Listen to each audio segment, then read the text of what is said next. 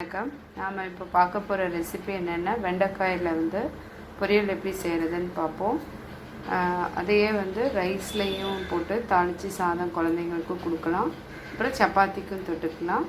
நான் இந்த மாதிரி முதல் வெண்டைக்காயை நிறைய மருந்து அடித்து தான் வளர்த்துறாங்க. அதனால் நீங்கள் என்ன பண்ணுறீங்கன்னா வெண்டைக்காய், இந்த கத்திரிக்காய் அதெல்லாம் ஒரு 1/4 மணி நேரம் 20 நிமிஷம் தண்ணியில் போட்டு மஞ்சள்தூள் உப்பு போட்டு கொஞ்சம் நேரம் விட்டுட்டு அப்புறமேல் நான் சுத்தமாக க்ளீன் பண்ணிவிட்டு அப்புறமேல் சமைக்க ஆரம்பிங்க. இதில் நான் கழுவி எல்லாம் பண்ணிவிட்டு ஆற வச்சு தான் வெண்டைக்காய் வணக்க போடுவோம். ஆற வச்சுட்டேன். நான் ஆறினதுக்கப்புறம் கட் பண்ணியிருக்கேன், இல்லைன்னா அந்த வளவழப்பு வரும் அப்படின்றதுனால. இப்போ பொரியல் எப்படி செய்கிறதுன்னு பார்ப்போம்.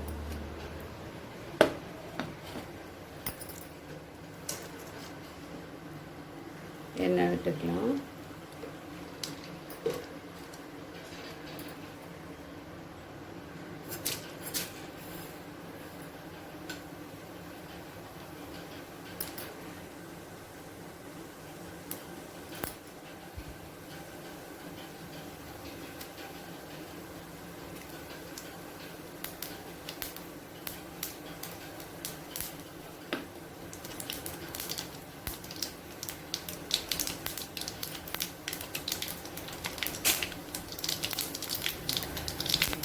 கடுகு எடுத்துட்டேன், வெண்டைக்காய் போட்டுக்கலாம்.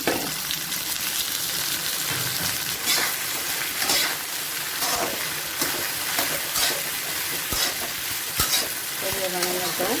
வணங்கினதுக்கப்புறம் மஞ்சள்தூள் மிளகாய்த்தூள்லாம் போட்டுக்கலாம். கழுவி கொஞ்சம் நேரம் ஈரம் போக ஆற வச்சுட்டு அப்புறமேல் கட் பண்ணிங்கன்னா அந்த வளவழப்பு கொஞ்சம் கம்மியாக இருக்கும். ஸோ கொஞ்சம் வணங்கட்டும். வணங்கினது மஞ்சள்தூள் மிளகாய்த்தூள் போடலாம்.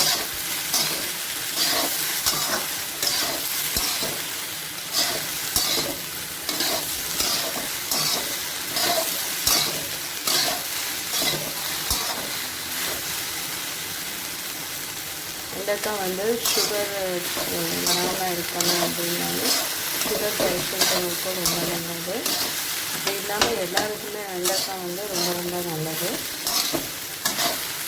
காய்கறிலாம் கொஞ்சம் நிறைய சேர்த்துக்கிறோம் அப்படின்னா ஆக்டிவாக இருக்க முடியும்.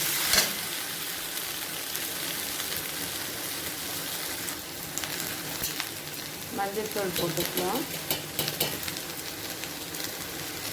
மஞ்சள்தூள் கொஞ்சம் டெய்லி சேர்த்துக்கிட்டா உடம்புக்கு நல்லது. மஞ்சள்தூள் பேக்கெட்டில் கடையில் வாங்குறத விட நீங்கள் இத்தனை மாதத்துக்கு தேவைன்னு சொல்லிட்டு வாங்கி அரைச்சி வச்சுக்கிட்டா நல்லது. மிளகாத்தூள்லாம் அரைச்சி வச்சுப்போம். கரம் மசாலா பவுடர், அப்புறம் சில்லி பவுடர், சாம்பார் பவுடர் அதெல்லாம் அரைச்சிப்போம். பட் என்ன பண்ணுவோம்னா மஞ்சள்தூள் கடையிலே வாங்கி யூஸ் பண்ணுவோம். ஸோ அதுக்கு பதிலாக வீட்லேயே அரைச்சிட்டோம் அப்படின்னா ரொம்ப நல்லதுன்னு.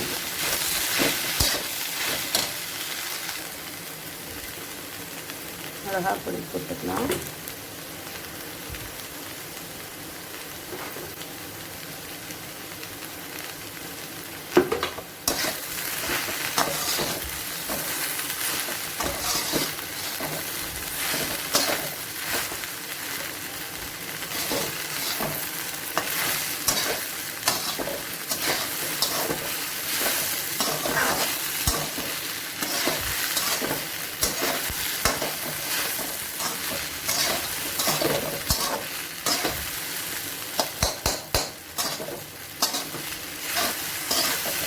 தயிர் சாதத்துக்கு இப்படியே பொரியலை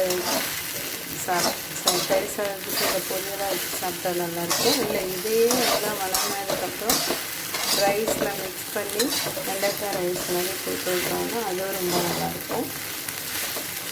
சப்பாத்திலையும் இதை என்ன பண்ணாங்கன்னா நல்லா வதக்கிட்டு கோதுமை மாவோட பிசைஞ்சு சப்பாத்தி போட்டு கொடுக்கலாம். நல்லா வதங்கிட்டு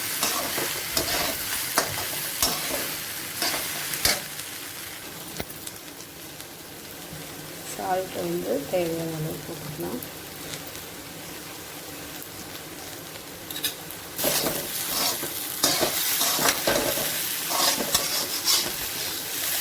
அப்படியே வணக்கலாம்.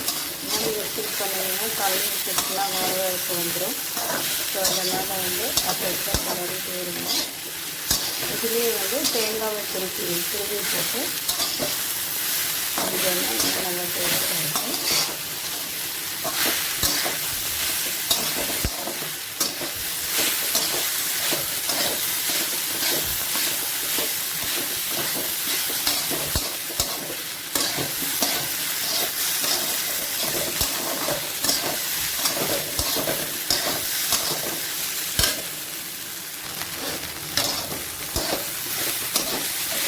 அது வணங்கட்டை கீழே வச்சுட்டு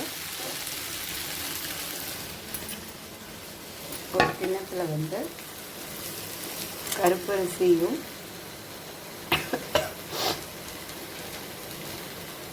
சாப்பாட்டு அரிசியும் வந்து புழுங்கல் அரிசி அப்புறம் வந்து கருப்பரிசி ரெண்டையும் வந்து ஈக்குவலாக வந்து 2 ஸ்பூன் எடுத்து கழுவி வச்சுருக்கேன்.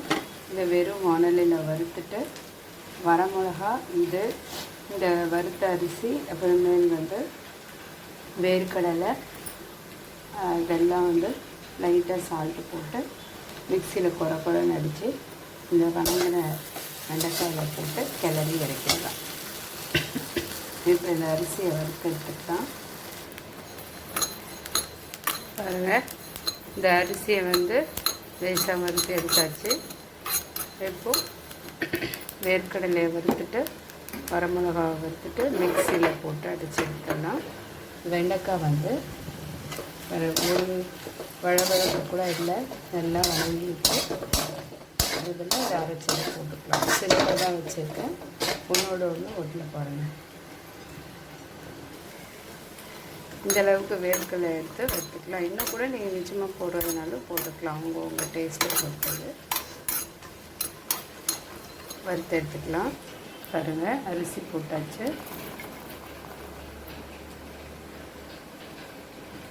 வேர்க்கடலை இஷ்டம் இல்லாதவங்க தோல் எடுத்துகிட்டு போட்டுக்கோங்க. இது எங்கள் மாமியார் வந்து தோலோடு போடுன்னுவாங்க, அதனால் அதை அப்படியே பழகிட்டேன். இதோட இப்போ ஒரு வரமிளகாய் போட்டு குறைன்னு வச்சு பாருங்கள், மிக்சியில் போட்டு அடித்து எடுத்துட்டேன். ட்ரெடிஷ்னல் ரைஸ் கருப்பரிசி வந்து உடம்புக்கு நல்லது. எது இதில் சேர்த்துக்க முடியுமோ அதெல்லாம் கொஞ்சம் டெய்லி சேர்த்துக்கிட்டோம் அப்படின்னா ஹெல்த்துக்கு வந்து நல்லது. இப்போ இது வந்து பார்த்திங்கன்னா சால்ட்டு நான் போடலை, வெண்டைக்காயில் வந்து சால்ட்டு நான் போட்டிருக்கேன். இதோட இதை தேவையான அளவு போட்டுட்டு அப்புறம் டேஸ்ட் பார்த்து சால்ட்டு போட்டுக்கலாம். எண்ணெய் பிரிஞ்சு வந்துச்சு வெண்டைக்காயில். ஸோ இப்போ வந்து கிளறிட்டேன். இதில் பொடிச்சு வச்சுருக்க பொடியை வந்து போட்டுடலாம். ஒரு 2 நிமிஷம் கிளறிட்டு அடுப்பு அணைச்சிடலாம். தேங்காய் ரொம்ப லைக் பண்ணுறவங்களா இருந்தால் இதுலேயே வந்து ஒரு 2-3 டீக்கு வந்து தேங்காயும் போட்டு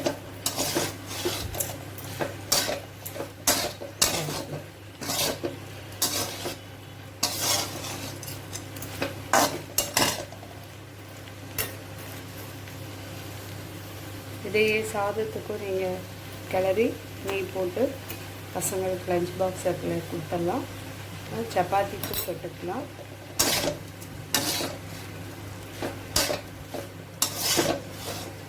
எல்லாருமே வந்து லைக் பண்ணி சாப்பிடுவாங்க. ஹெல்த்தியான வெண்டைக்காய் பொரியல் ரெடி.